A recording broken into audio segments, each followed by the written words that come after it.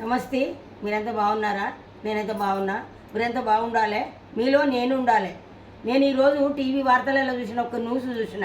ఆ న్యూస్లో ఒక మహిళ తల్లి, 3 పిల్లలకు జన్మనిచ్చిన తల్లి 3 బిడ్డలను ఇలా పెరుగన్నంలో విషం పెట్టి వాళ్ళని చంపేసింది.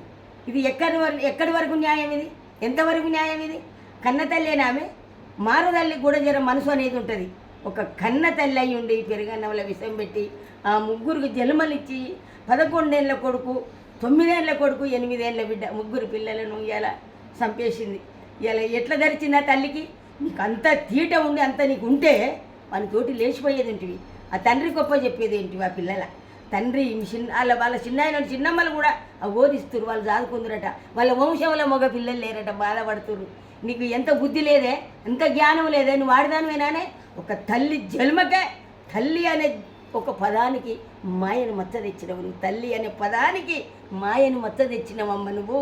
ఎటువంటి తల్లివి? ఇవాళ రేపు సమాజం ఏమైపోతుంది?